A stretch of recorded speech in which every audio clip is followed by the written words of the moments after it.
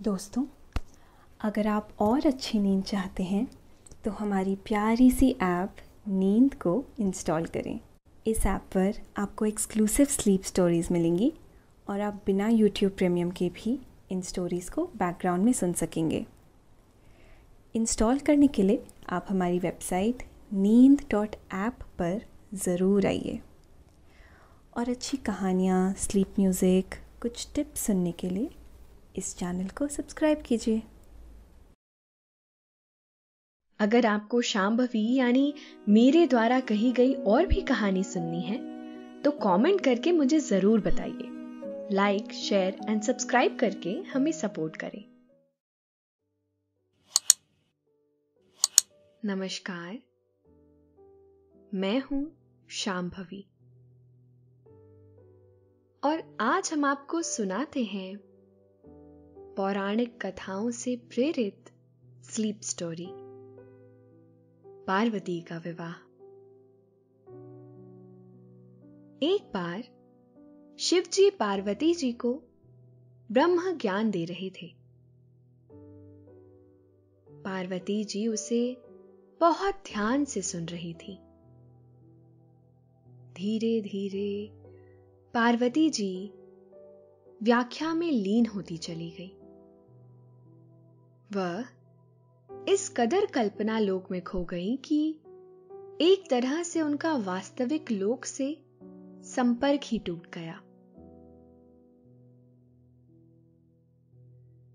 शिव जी ने पार्वती जी को टोका,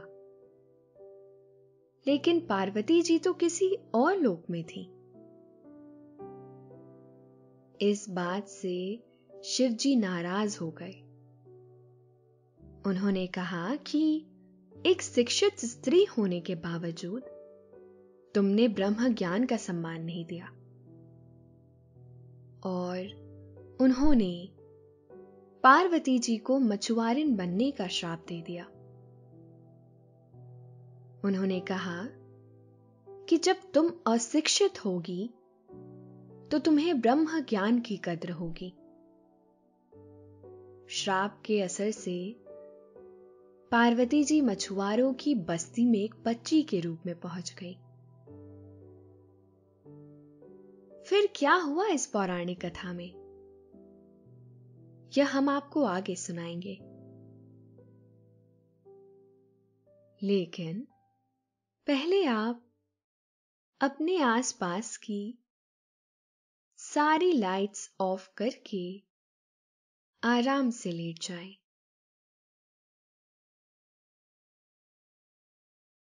अपनी आंखें धीरे से बंद कर लीजिए। अब थोड़ा सा अपने शरीर को आराम दीजिए। थोड़ा और आराम। अपने शरीर को बिल्कुल ढीला छोड़ दीजिए। कोई टेंशन नहीं, कोई तनाव नहीं। अपने दिमाग में चल रहे सभी विचारों को, चिंताओं को त्याग दें। एक शांति सी महसूस करें। सारी नेगेटिव, सारी पॉजिटिव विचारों को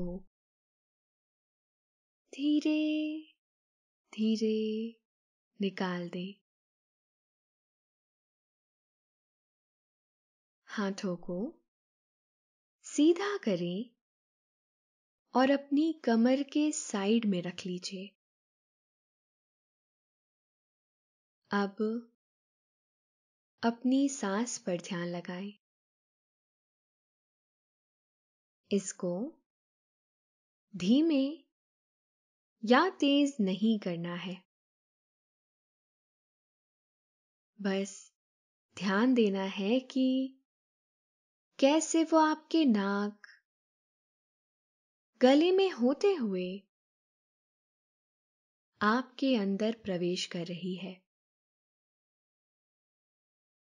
और कैसे वो आपके गले और नाक के माध्यम से वापस निकल रही है। मन शांत, एकदम शांत होता जा रहा है। आप बहुत अच्छा महसूस कर रहे हैं। खुद को काफी हल्का फील कर रहे हैं।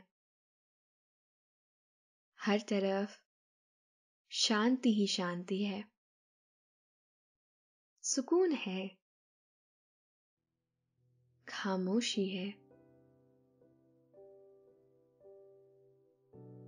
पौराणिक कथाओं के मुताबिक एक बार भगवान शिव पार्वती जी को सृष्टि के बारे में बता रहे थे।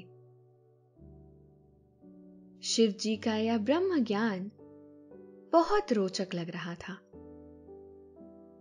पार्वती जी इसे बहुत मगन होकर सुन रही थी।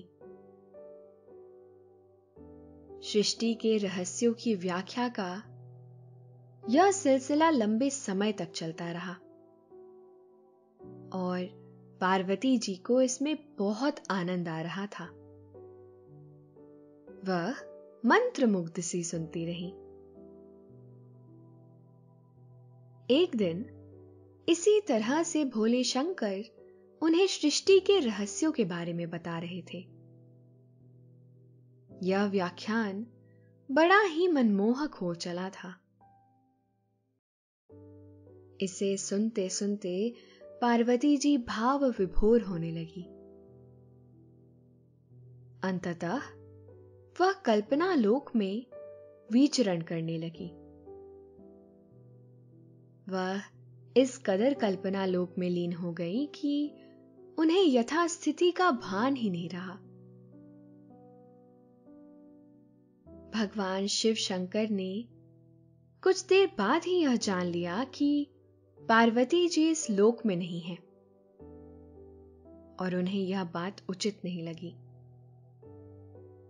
उन्होंने सृष्टि के रहस्यों की अपनी व्याख्या को बीच में ही रोक दिया और उन्होंने पार्वती जी से कहा, देवी, क्या आप मुझे सुन रही हैं? पार्वती जी इस लोक में कहां थी? वह तो अपनी ही दुनिया में खोई हुई कल्पनाओं का आनंद ले रही थी। उन्होंने भगवान शिव की बात सुनी ही नहीं और इस वजह से उन्होंने कोई उत्तर भी नहीं दिया। भगवान शिव को यह बात थोड़ी असहज कर गई। उन्होंने पार्वती जी को फिर से टोकते हुए पूछा, देवी, आप कहां खोई हुई हैं? क्या आप मुझे सुन पा रही हैं? देवी, आप किन विचारों में लीन हैं? भगवान शिव के प्रश्नों की बौछार के आगे पार्वती जी की तंद्रा टूटी। वह वापस वास्तविकता की दुनिया में लौट आई। उन्होंने जल्दी से कहा, हां प्रभु, मैं तो सुन ही रही हूं आपको। भगवान शिव को उनका यह व्यवहार उत्तेजित कर गया। उन्होंने इसे ब्रह्म ज्ञान का अनादर समझा। उन्होंने थोड़ा नाराज होते हुए कहा, ब्रह्म ज्ञान का महत्व सिर्फ वही समझ सकता है जो शिक्षित हो। आप शिक्षित हैं, इस कारण आपका ध्यान भंग होना अनुचित है। मेरा आपको श्राप है कि आपका जन्म किसी अशिक्षित मछुआरों के बीच हो। इस तरह से आप ब्रह्म ज्ञान का महत्व समझ सकेंगी और तब ही आपको अपनी भूल का एहसास होगा। भोले शंकर के मुंह से अपने तय इस तरह का शाप सुनकर पार्वती जी अवाक रह गई। उनके कुछ भी समझ में नहीं आया कि वह क्या कहे, और कुछ देर इसी दशा में रहने के बाद उन्होंने शिव जी से क्षमा मांगी।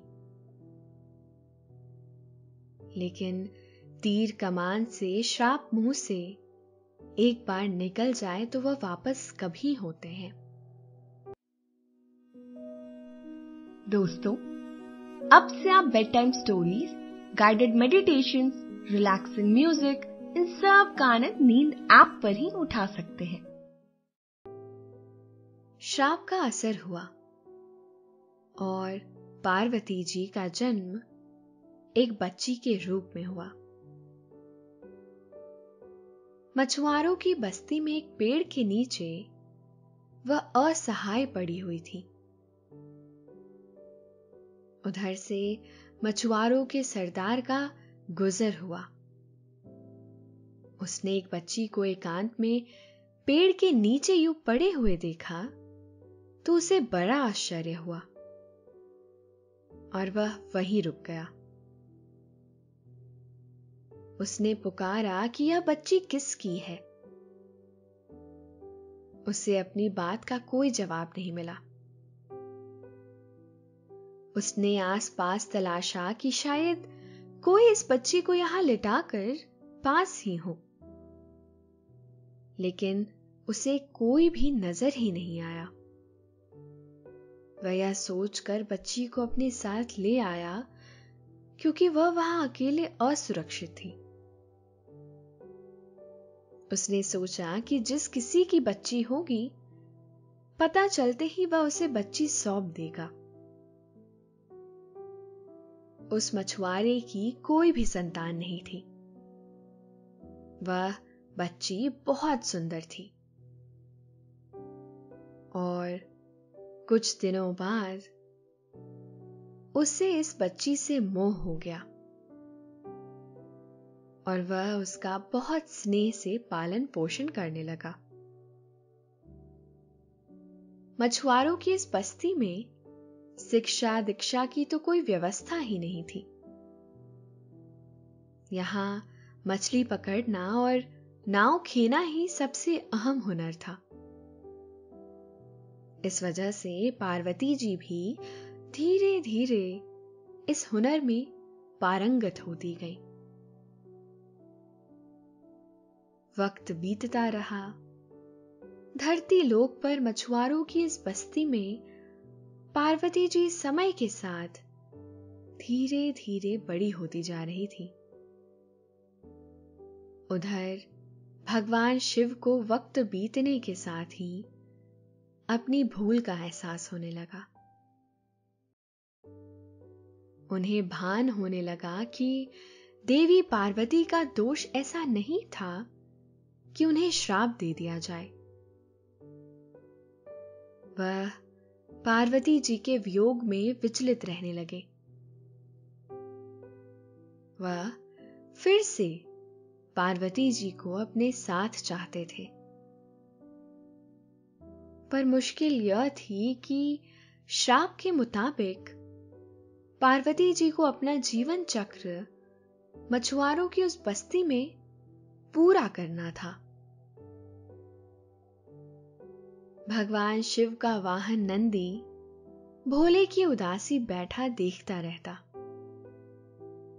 उससे भोले शंकर का यह वियोग देखा ना जा रहा था। एक दिन वह भगवान शिव के पास गया और कहने लगा, स्वामी, मुझसे आपका यह वियोग देखा ना जा रहा है। कुछ ऐसा ही हाल माता पार्वती का भी होगा। आप उन्हें वापस बुला लीजिए। नंदी की बात सुनकर भगवान शिव ने उसे समझाते हुए कहा, नंदी, श्राप के अनुसार उन्हें अपना जीवन चक्र पूरा करना ही होगा। उन्हें किसी मछुआरे से विवाह करना होगा। इसके बाद ही अपना पूरा जीवन जी चुकने के बाद ही वह शाप मुक्त होंगी और फिर मेरे पास वापस आ सकेंगी। भगवान शिव की बात सुनकर नंदी सोच में पड़ गए। वह इसका उपाय सोचने लगे। वह चाहते थे कि किसी तरह से शिव जी का माता पार्वती के साथ मिलन हो जाए। जल्द ही उन्हें एक उपाय सूझ गया। हालांकि उन्होंने इस उपाय के बारे में भगवान शिव को कुछ नहीं बताया। वह चुपचाप पृथ्वी पर पहुंचे और उन्होंने एक बड़ी मछली का रूप धरा और जल मार्ग से मछुआरों की बस्ती की तरफ चल दिए। कुछ देर बाद वह मछुआरों के इलाके में थे। उन्होंने देखा कि कुछ मछुआरे नाव में बैठे मछली पकड़ रहे थे। मछली के रूप में नंदी जी उनके एकदम समीप पहुंच गए। अपने इतने करीब एक बड़ी सी मछली को देखकर मछुआरों में खलबली सी मच गई। वह शोर मचाने लगे और नाव को जल्दी जल्दी वापस मोड़ने लगे। मछली के डर से मछुआरों की नाव पलट गई। वह किसी तरह से तैरते तैरते हुए किनारे पर पहुंचे और उनकी नाव भी पानी में ही छूट गई। किनारे पहुंचकर उन्होंने जरा राहत की सांस ली। इसके बाद वह भागते हुए अपने मुखिया यानी पार्वती जी के पिता के पास पहुंचे और उन्हें सारा हाल कह सुनाया। दोस्तों, अब से आप bedtime stories, guided meditations, relaxing music, इन सब का आनंद नींद ऐप पर ही उठा सकते हैं। मुखिया, हमारे इलाके में एक बहुत बड़ी मछली आ गई है। उसने बहुत तबाही मचाई है। हम सब किसी तरह से जान बचाकर भागे हैं, वरना जाने वह हमारा क्या हाल करती। मछुआरों की बात सुनकर मुखिया भी थोड़ा चिंतित हुआ। उसने तुरंत ही सभी मछुआरों को इकट्ठा किया और इस बारे में सभी को बताया। फिर कहने लगा, हमारा काम मछली पकड़ना है, लेकिन अब हमारे सामने एक बहुत बड़ी मछली संकट बनकर आ गई है। बस्ती के बहादुर नौजवानों से मेरी अपील है कि वह उस मछली को इस क्षेत्र से कहीं दूर भगा दे, ताकि मछुआरों का काम पहले की भांति सुचारू रूप से चलता रहे। जो भी नौजवान उस मछली को भगा देगा, मैं अपनी पुत्री की शादी उसी से करूंगा। मुखिया की बात सुनकर बस्ती के नौजवान मछली को भगाने के लिए तैयार हो गए। एक एक करके तमाम नौजवान गए, लेकिन नंदी जी किसी से भी नहीं डरे और वह उसी क्षेत्र में डटे रहे। उनके तो मन में कुछ और ही था। वह चाहते थे कि उनके भोले शंकर ही आकर उन्हें भगाएं और फिर मुखिया वादे के मुताबिक उनसे अपनी बेटी का विवाह कर दे और इसी तरह से शिव और पार्वती का दोबारा मिलन हो सके। धीरे धीरे बस्ती के सभी नौजवानों ने हार मान ली। उन्होंने मुखिया से कहा, वह मछली तो बहुत ज्यादा बड़ी है, वह किसी भी तरह से वहां से भागती ही नहीं, ना वह डरती है, बल्कि उससे तो हमें ही डर लग रहा था। बस्ती के नौजवानों के मुंह से ऐसी बात सुनकर मुखिया को समझ आ गया कि इस संकट से उनके भोले शंकर ही निकाल सकते हैं। उसने आकाश की तरफ मुंह करके दोनों हाथ जोड़ते हुए कहा, भोले, तुम्हारे भक्त संकट में हैं। एक बड़ी सी मछली ने हमें अत्यधिक परेशान कर रखा है। कई दिन गुजर गए हैं, मछुआरे मछली पकड़ने के लिए नहीं जा सके हैं। हमारी बस्ती के सभी नौजवान नाकाम हो गए हैं। अब आप ही कोई चमत्कार कीजिए ताकि वह मछली इस क्षेत्र से कहीं दूर जा सके। मुखिया की प्रार्थना सुनकर भोले शंकर ने एक युवक का रूप धरा। वह मुखिया के सामने पहुंचे और उससे कहा कि वह उस मछली को यहां से दूर भगा देंगे। उस युवक का उत्साह और हौसला देखकर मुखिया बहुत खुश हुआ। उसने युवक से कहा, भोले शंकर चाहेंगे तो तुम जरूर सफल होकर लौटोगे।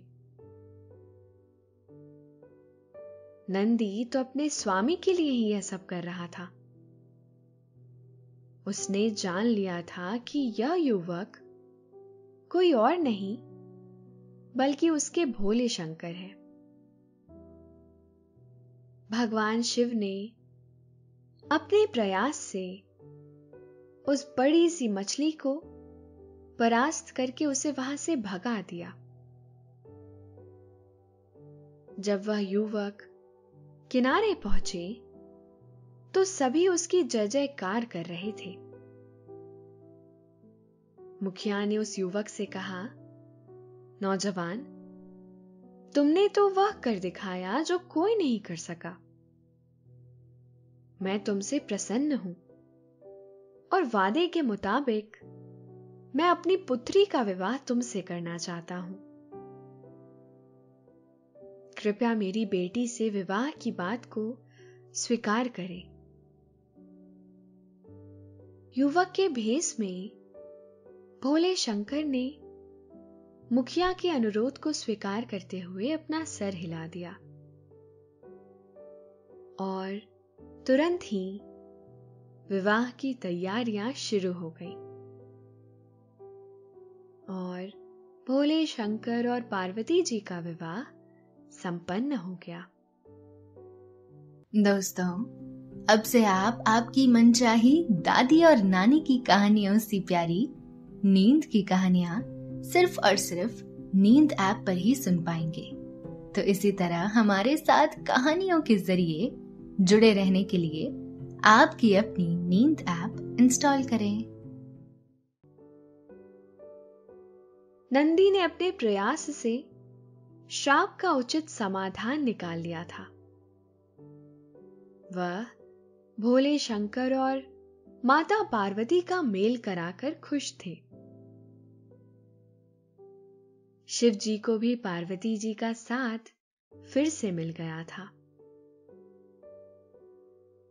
अभी आपने पौराणिक कथाओं से प्रेरित यह सुंदर सी कहानी सुनी। अब आपके सोने का वक्त हो गया है। निंदिया रानी बहुत चुपके से आपके सिरहाने आकर बैठ गई हैं। वह हौले हौले आपकी पलकों को सहला रही है। आपकी पलकें बोझिल होती जा रही है। नींद आपकी आंखों में मध्यम मध्यम सी भरती जा रही है। आप पर नींद की खुमारी छाने लगी है। आपने दोनों आंखों को धीरे धीरे बंद कर लिया है। अब आप आहिस्ता आहिस्ता नींद की आगोश में समाते चले जा रहे हैं, समाते चले जा रहे हैं। शुभ रात्रि।